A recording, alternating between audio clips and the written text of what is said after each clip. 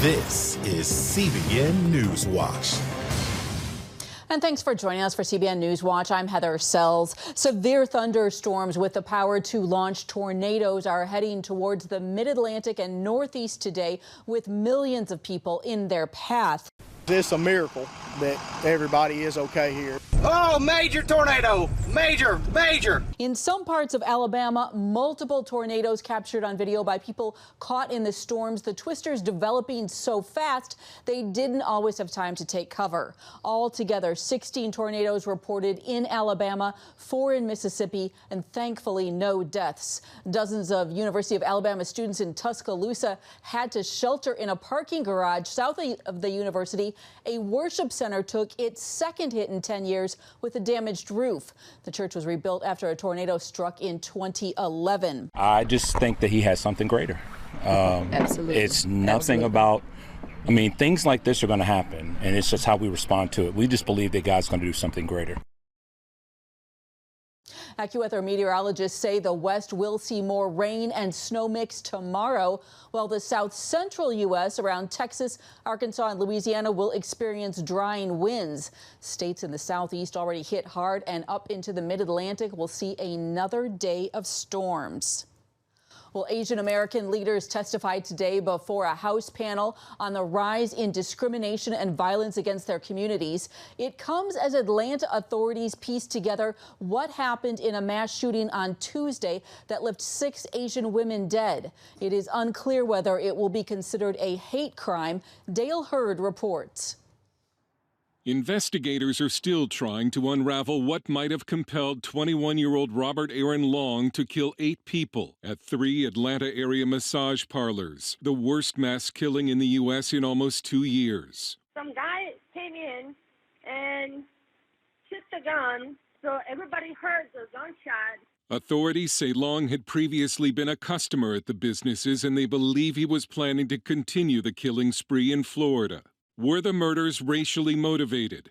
The victims included 6 Asians at 3 Atlanta area massage parlors. He also killed 2 whites and wounded a Hispanic man. Long told police the killings were not about race. He apparently has an issue, what he considers a sex addiction, and sees these locations as something that allows him to go to these places, and it's a temptation for him that he wanted to eliminate.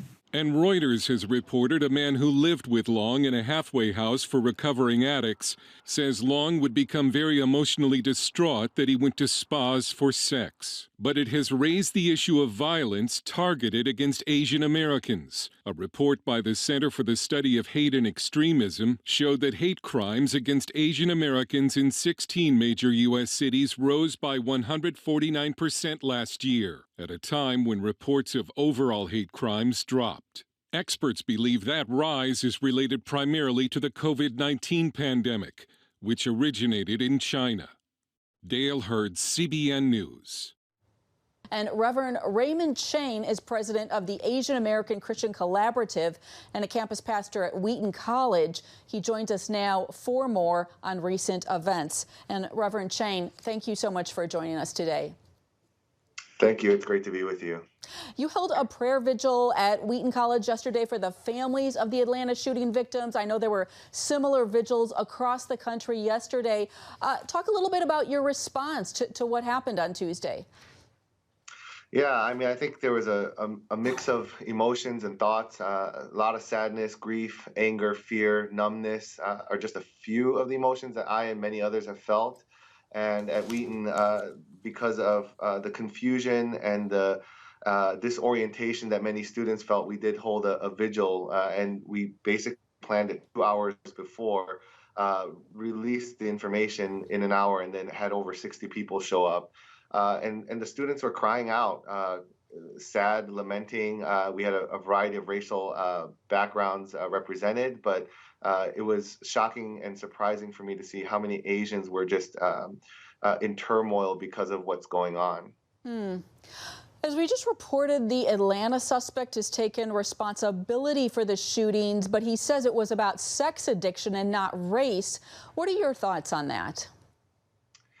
Yeah, I think you can't separate the ways that Asian women have been fetishized and sexualized in the racial framework of our society. And so when you talk about Asian women and his specific targeting of Asian women, a lot of that actually has been shaped by race and misogyny and a very harmful form of patriarchy. And the fact that they're trying to deny or downplay that race is a factor in what occurred shows how little they and others understand how race informs our perspectives, our postures, and our imaginations about other people. And so I don't think that we can separate issues of race and sex, racism and sexism, racialization and sexualization from this. We, of course, have seen a rise in violence against Asians in this country in the last year. Why do you think this is happening? Yeah, I mean, there's multiple factors. I think the pandemic has made it extremely difficult, but one of the things that many of us at Asian American Christian Collaborative noted early on was that as soon as the former president Donald Trump started using rhetoric around the virus as the Chinese virus or the Kung flu or the China flu, we started anticipating an increase in violence against the Asian American community. And so we released a statement last year, which garnered over 12,000 signatures. You can read that online at AsianAmericanChristianCollaborative.com. But then we started producing resources and tried to get in front of this as much as possible. But as the organization Stop AAPI Hate has reported, we've seen at least 3,800 self-reported cases, the majority of them being Asian women, and it includes all 50 states where anti-Asian hate has been experienced. But I think a lot of it does root itself back into a lot of the rhetoric, because words matter, especially if as Christians, we know that words matter. And the words of the former president has led to a lot of the violence that we see, both directly and indirectly. Well, I know this is catching a lot of people's attention right now. Reverend Shane, we really appreciate your time and insights. Thank you. Thank you for having me. In other news, nearly 60 black pastors have signed an open letter to a Senate committee urging it to oppose the Equality Act. The pastors say it upholds some provisions they agree with, such as equal rights in employment and housing. However, they believe the bill could threaten religious liberty by revoking federal security, disaster relief, and funding from religious schools, removing Pell Grant and federal loan eligibility, and converting houses of worship into public accommodations. A Senate committee met Wednesday to discuss the bill. Democrats say it is critical to pass in order to expand LGBTQ civil rights protections. A recent 2020 study found that 1 out of 3 LGBTQ Americans, including 3 out of 5 transgender Americans, experienced discrimination over the past year. And that's why it's critical. But many Republicans agree with the pastors, arguing the bill could eliminate protection with religious liberties, including abortion and religious institutions.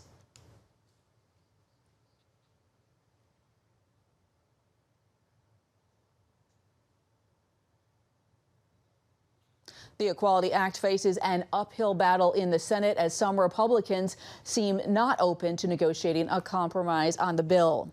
Well, another big issue in the Senate, to keep or not to keep that legislative maneuver known as the filibuster. It can prevent a bill from being brought to a vote. Capitol Hill correspondent Abigail Robertson reports Democrats and Republicans are facing off over it. Republicans are predicting dire consequences if Democrats remove the filibuster and permanently change Senate rules, allowing legislation to pass with a simple majority. When they talk about transforming the country, they'll be able to. Republican Senator Rand Paul tells CBN News he didn't support former President Trump's calls to remove the filibuster when the GOP held the Senate majority, and he certainly doesn't support it now. I'm very concerned because basically the future of our country depends on 2 Democrats right now not overturning the filibuster. Those 2 Democrats, Kyrsten Sinema and Joe Manchin. I am not willing to take away the involvement of the minority. Senator Manchin confirmed he's not ready to end bipartisanship. Can you imagine not having to sit down, or there's no reason for you to sit down with your colleagues on both sides and have their input.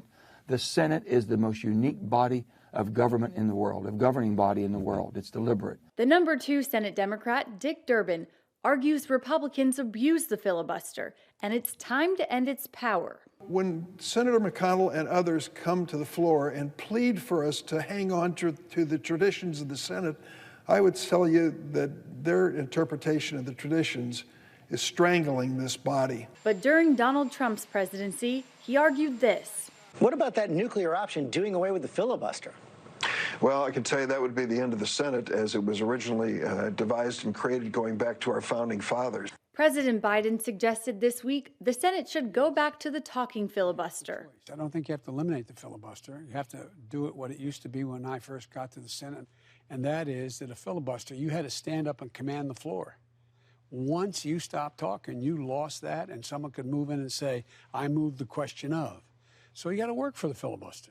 Minority Leader Mitch McConnell warns killing the filibuster would break the Senate. Even though the American people sent a 50-50 Senate and a narrowly divided House, I don't think they were sending a message that there was a mandate to completely transform the country in every way liberals want to do that. Vowing if it goes away, Republicans will use every rule and option at their disposal to stall legislation. They're prepared to steamroll the Senate into a majoritarian body, just like the House, because it inconveniently gets in the way of all they want to do, to run up the debt, to raise taxes, and you've seen the disaster at the border. Under current rules, Senate Democrats don't have the votes to pass the House-approved Equality Act or the For the People voting reform bill. If the filibuster goes away, those bills and more, such as D.C. statehood, could become law. Reporting from Virginia, Abigail Robertson, CBN News. Fireworks today during a coronavirus hearing on the Hill. Senator Rand Paul blasted Dr. Anthony Fauci for recommending people continue to wear a mask even after they've been vaccinated, calling it theater. You've been vaccinated and you parade around in 2 masks for show. No. You can't get it again. There's virtually 0% chance you're going to get it. And yet you're telling people that have had the vaccine, who have immunity. You're defying everything we know about immunity by telling people to wear a mask who've been vaccinated. No. However, Fauci shot back, saying the vaccine might not protect against emerging mutations. But we are living right now in a situation where we're having a dominance of 117, which was the original UK. We have a very troublesome variant in New York City, a 526. We've got 2 variants in California, a 427, 429, and we have a number of others. So we're not dealing with a static situation of the same virus. Later, Senator Tim Kaine said that even though he has been vaccinated, he wears a mask in public as a gesture of kindness to make other people feel safe. Well, in Scotland, a church was reported to police after not following COVID-19 restrictions. Hope United Church held a service with church members who did not practice social distancing. The rules there say a church can open for worship, but that it must distance and max out at 20 people. A member of the Scottish Parliament says that while Hope United Church is entitled to its beliefs, it cannot break the law. A church in Canada also faces trouble after not following COVID mandates. The violation put the pastor in jail last month. The good news is he is likely to be released this week. Grace Life Church pastor James Coates has been behind bars since February 16th. He was arrested for holding in-person worship services, but not following the 15% capacity mandate for facilities. His attorneys say prosecutors agreed to withdraw 2 charges, but the 15% limit charge will go ahead to trial in May. The growing crisis on the border and how Texas churches are working to help those at risk in the middle of the chaos. Introducing the CBN Bible from CBN.com. Now, an easier way to study the Bible and grow in your faith. Highlight your favorite verse. Read separate versions at a glance. Click and read a commentary. Or cross-reference your favorite verse using the Strong's Concordance. All the right tools to study the Bible, all in one place. The CBN Bible, available at cbn.com/Bible or the iTunes App Store. This is CBN NewsWatch. Thanks for joining us. Watch breaking news, exclusive stories and programs, credible news reporting. We show you what's happening in the world and how you can pray about it. This is CBN NewsWatch, because truth matters. Weekdays at 5 on the CBN News Channel. Woohoo! Hi, Superbook fans. Here's something else you'll love. It's the new Superbook Bible app. It's packed with games, activities, and Superbook episodes that you can watch for free. Oh, no! There's trivia, a fun daily devotional, and answers to your Bible questions. Plus, an easy-to-understand Bible the whole family will enjoy. You can even create your own Superbook character. Ta-da! Whoa! Millsburg Falls man, come. Sorry, pardon me. Sorry, excuse me. Ouch! Are you getting this? Earn super points to win daily prizes, too. And so much more! Time to get back to my adventures. See you soon. It's the new Superbook Bible app. Free downloads on iTunes, Google Play, and Amazon. Democrats are gearing up for an immigration win in the House today. They are voting on a bill that would give legal status to young dreamers and also to immigrant farm workers. Meanwhile, on the border, the number of migrants attempting to cross is at the highest level in 2 years. Take a look at this video from Tijuana yesterday. Scores of migrant tents near a closed border crossing. The Biden administration is still expelling most single adults and families under a public health order issued last March, but it is allowing teens and children to stay at least temporarily. As of Sunday, the Border Patrol held over 4,000 immigrant children. And joining us now is Pastor Chad Mason from Calvary Baptist Church in McAllen, Texas. Pastor Chad, thank you so much for coming on today. No, it's great to be with you guys today. Thank you, Heather. Thanks. We have reports that the number of children crossing by themselves is surging in your area, the Valley. What are you seeing? Well, all those reports are the same things that we're hearing here. We have contacts and friends that are working in the Border Patrol and also working in the care side of it, and they're overwhelmed. We're hearing that the detention centers and different areas where they're being held are full to capacity. We see the bus station here in McAllen is filled with immigrants who are being released from Border Patrol to go to different parts of the country, and we're trying to do our best to help them on their way, help them and their needs in between. Mm-hmm. So there's a lot going on. We hear a lot about it. So yeah, and I know you've got everything in your community. You've got the Border Patrol attending your church, and you've got immigrants and people who, or their parents immigrated. You oversee mobilization and global impact at Calvary. You've begun to connect with other churches and ministries about how to help these children. What are their needs, and how might you come alongside them? Well, we've got a lot of experience doing this now over the last 6-7 years. The needs here have just been overwhelming here at the border. And because of that, there's a coalition that's already been established. There's a lot of infrastructure in place that wasn't there in 2014 and 15. And so, Catholic Charities Respite Center continues to be kind of the primary place to engage. They're always needing volunteers and help. Just last week, we provided 6,000 masks, over 100 bottles of hand sanitizer, some ham and cheese just to help people pack some lunches for their journey. At this point, we're trying to get a number of partnerships locally, statewide, and nationwide that would be willing to step in and help. We think this is going to be a long-term issue. And so we're trying to kind of re-engage a coalition that we started developing in 2019. And we're already getting phone calls from all over the state, people asking how they can help and what the needs are. So we're still, all this is still emerging for us. But definitely this is going to be a long-term crisis here at the border and in the borderlands. For those of us that are living here. Right. When you say long term, does that mean a couple months? Does that mean the rest of this year? What are you thinking at this point in time? Well, really, the surge that started in, I think, 2014 continued all the way up until 2017. That never stopped, but it went down. It decreased tremendously during 17, 18, 19. So we're expecting it to happen and be consistent for, several years. So again, we're thinking about ramping up for a long-term crisis, humanitarian aid crisis. It's daunting, it's overwhelming, and it's complicated because now we have the pandemic involved as well. So everyone's nervous about what they can do. Can they serve in person? How can they help? And so all those different components are part of what we're considering right now. Right. I know the pandemic adds just one more layer. All right. Well, Pastor Chad Mason with Calvary Baptist Church in McAllen, thank you for your time and what you're doing. No problem. You guys have a great day. Thank you. Still to come, very little has been known about the controversial Roe v. Wade Supreme Court case until now. Get a behind-the-scenes look at the film aiming to tell the full story.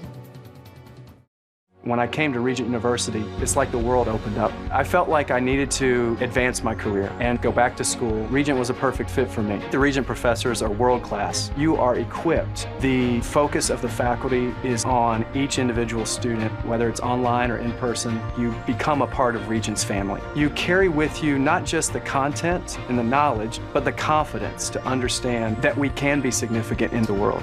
Regent University. Follow your path.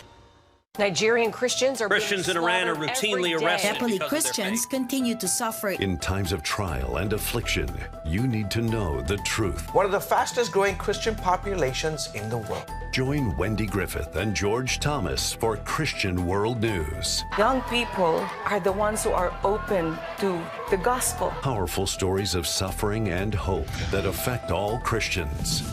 Saturday night at 6 on the CBN News Channel. Get Protect Your Sleep and discover how to improve the quality of your life. A free DVD or booklet from the Christian Broadcasting Network. If you're not a great sleeper, you can do things to make yourself a great sleeper.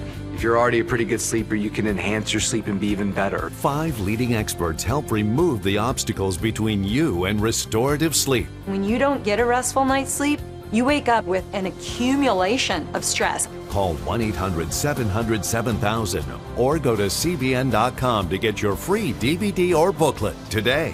Everything you do better with a good night's sleep. You'll discover how food affects your sleep, how to put insomnia to rest, explore effective remedies for sleep apnea, and much more in Protect Your Sleep. Wake up to your best life and get Protect Your Sleep today. Call 1-800-700-7000 or go to CBN.com to get your free DVD or booklet. The Supreme Court decision legalizing abortion led to dramatic social change, yet little is known about the case behind it. The new movie Roe v. Wade goes behind the scenes, revealing a propaganda campaign to build support for the case. Paul Strand talked to the film's director about his very personal reason for making the movie. We will hear arguments in Roe against Wade. I was really surprised that no one had really made a movie about the most famous court case in American history. While Nick Loeb wrote and directed Roe v. Wade, he also portrays the doctor whose manipulation of information and lies about polls helped make the country believe abortion was more popular with Americans than it really was. This is a conspiracy. We found a girl in Texas. We'll give her a pseudonym. Call her Jane Roe. Now they're coming after the unborn. And so you're going to do nothing? That doctor is Bernard Nathanson, who is shown in the movie eventually has a change of heart, complete with grief and guilt over aborting his own child and paving the way for millions of others. Loeb can relate. I didn't wake up one day and become pro-life. That happened over time of me dealing with abortions that I had been involved in, and the realization that I had participated in the killing of my own children. The writer-director says he didn't really set out to make a movie that could be labeled pro-Roe v. Wade or anti-Roe v. Wade, or even faith-based. We tried not to be preachy. We tried to go down the middle of the road. We tried just to lay out the facts. These girls should not be put through the pregnancy and should be entitled to an abortion. Doctors must protect life from the point of conception. Who is speaking for these children? The main fact he hopes viewers get: that life begins at conception. And if they can understand that there's a baby there, I think it could open a lot of hearts and minds and change folks. This is beyond the authority of the Supreme Court. We are the law of the land. Roe v. Wade will launch on numerous platforms April 2nd. Paul Strand, CBN News, Washington. Coming up, a new song that puts love into action and reminds people that hope is around the corner. That's next. Christians around the world are standing with the Israelis. But why?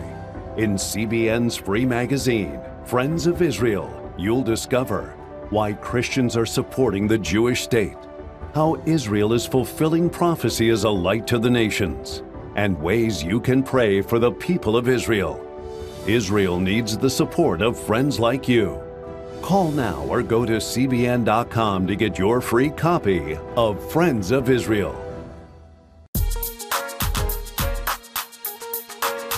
Heavenly Father, we do thank you for the work of your Spirit, Lord God, with this movement of getting the Bible, yes, Lord, into public schools.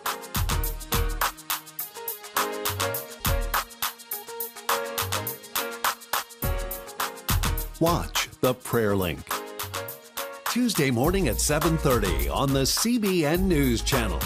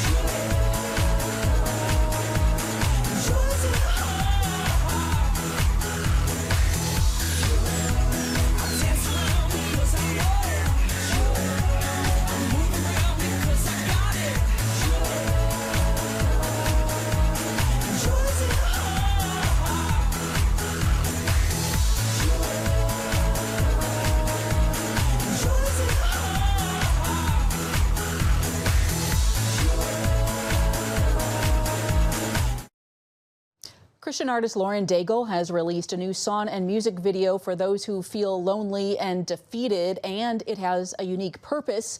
The song is called Hold On To Me and is part of Daigle's effort to fundraise for several organizations that are represented by rooms in the video. Price Fund, an organization founded by Daigle, is organizing the campaign.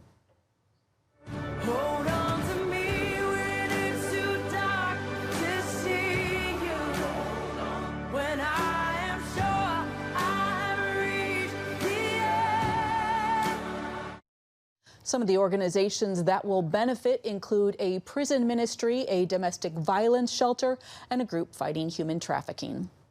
And that is it for this edition of CBN News Watch. Remember that you can find more of our news programs on the CBN News Channel at any time or online with cbnnews.com. We hope that you will join us next time. Have a great day.